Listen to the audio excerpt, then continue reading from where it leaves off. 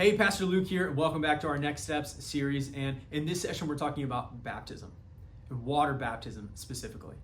And if there's been a point in your life where you have decided, I am a sinner, I believe that Jesus died on the cross, rose from the grave victoriously for my sin, and I commit to follow him for the rest of my life. If you made that declaration, then one of the very first next steps for you is to be water baptized.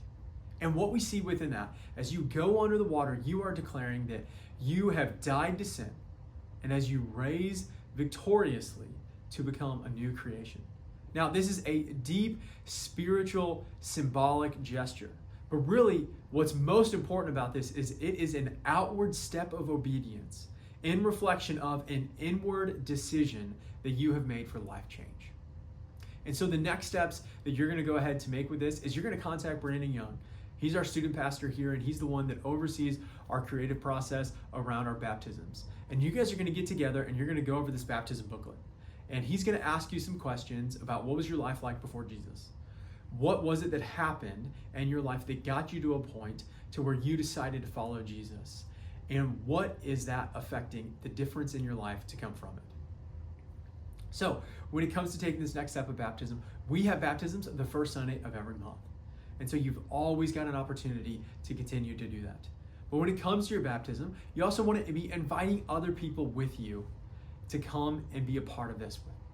And so while the video testimony that we are going to shoot is a declaration to our church body that they would know who you are, what it is that God has done in your life, the other people that you invite to be a part of that with you, they then are also getting to experience that with you. They're getting to hear your story and understand some of the life change that happens for you. And so the last thing I want to say about this next step of baptism is that there's only one instance in the New Testament where we see somebody wait to be baptized after they have made the decision internally with the Holy Spirit already baptizing them. And so when water baptism happens, the longest delay that we see on that is 3 days. And it's the Apostle Paul. And the 3 days of waiting that he does are 3 days of waiting because he was blind.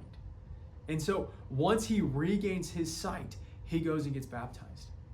Every other instance that we see throughout the New Testament, we see that people are immediately getting baptized underwater after they have had an experience of baptism with the Holy Spirit where they have made that decision to follow Jesus for themselves. And so super excited for you to make this next step of water baptism, and our church is cheering you on as you publicly declare what it is God has done in your life.